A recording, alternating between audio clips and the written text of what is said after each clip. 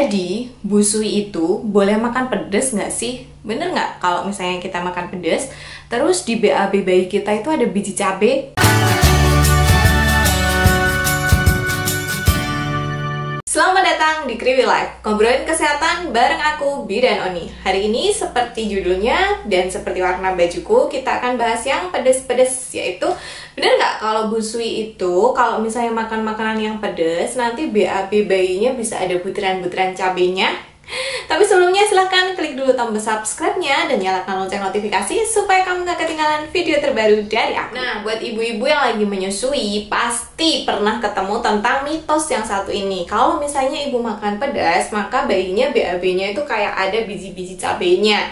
Nah, sebenarnya kalau misalnya kita pikir secara logika, ya nggak mungkin juga sih ya, karena kalau misalnya kita merah ASI habis makan pedas dan kalian merah ASI, itu ASInya juga nggak mungkin ada biji-biji cabenya kayak gitu. Bahkan kalau misalnya kalian makan pedas dan kalian mencicipi ASImu, maka rasa ASI itu juga nggak bakalan pedas gitu. Jadi secara singkat, ASI itu diproduksi dengan darah ibu, bukan dari pencernaan langsung. Jadi bukan berarti kalau misalnya kita makan makanan pedas kayak rendang atau misalnya sambal bawang, sambal krecek, ya ini mau lebaran kan, biasanya ada sambal krecek, kita makan sampai lambung langsung terserap ke payudara, mengalir, terus asinya jadi rasa sambal bawang, jadi rasa krecek, ya enggak gitu loh. Jadi prosesnya itu kita makan makanannya dicerna oleh lambung, lalu meresap sari-sarinya, itu meresap dibawa ke sel-sel tubuh melalui darah dan akhirnya sampai ke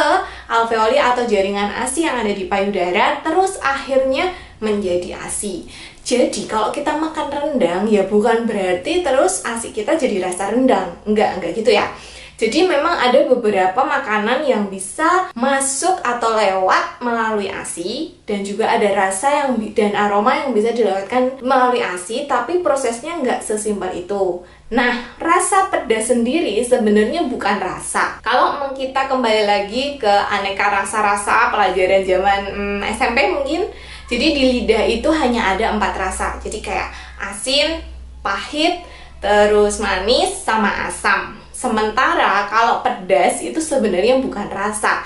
Jadi pedas itu adalah sensasi terbakar. Jadi saraf-saraf di lidah dan tenggorokan kita itu jadi kayak terbakar karena ada yang namanya zat capsaicin di dalam si cabai itu, atau makanan-makanan pedas lain kayak misalnya lada kayak gitu. Nah, si capsaicin inilah yang akhirnya bisa terserap ke dalam darah. Nah, kalau dia terserap ke dalam darah, otomatis dia bisa nyampai dan masuk ke dalam ASI, lalu diminum bayi kita. Nah, tapi si capsaicin ini tidak akan membuat ASI kita terasa pedas. Jadi kalau misalnya kita makan makanan pedas, terus kita pedesan karena kan sensasi terbakar di mulut kita. Nah, terus kita minum kan ASI kita ke bayi kita, itu ASInya nggak pedas. Jadi emang benar kalau misalnya kita makan pedas, bayinya tidak akan merasakan pedas, itu benar. Jadi rasa pedas tidak akan terasa di ASI, tapi zat capsaicinnya itu bisa masuk ke dalam ASI. Nah, kembali ke pertanyaan tadi, boleh nggak si ibu itu makan pedas? Sebenarnya boleh gitu, karena apa yang kita makan jadi rasanya pedas itu nggak bikin ASI kita pedas. Tapi karena si zat capsaicin tadi masuk ke dalam ASI dan bisa dikonsumsi oleh bayi kita, nah itu yang harus kita perhatikan. Ada beberapa bayi yang dia sensitif dan alergi terhadap si capsaicin ini. Tapi ada juga yang enggak gitu. Namanya alergi dan namanya sensitif itu beda-beda ya.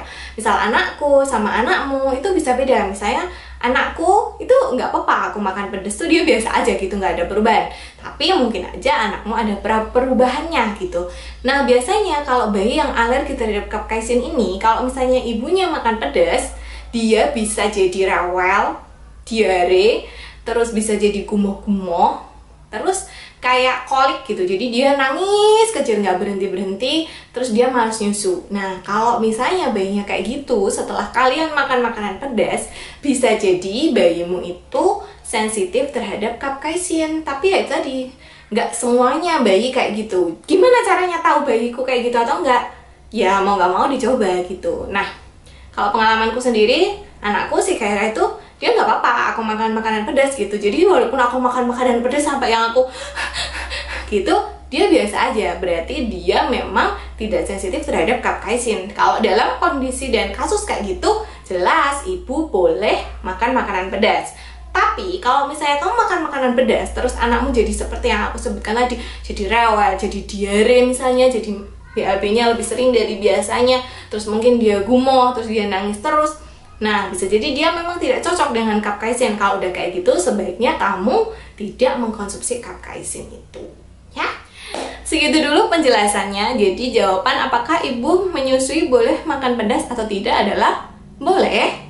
Tapi harap perhatikan apakah bayimu itu alergi terhadap capsaicin atau tidak, ya. Sampai jumpa di episode selanjutnya. Bye.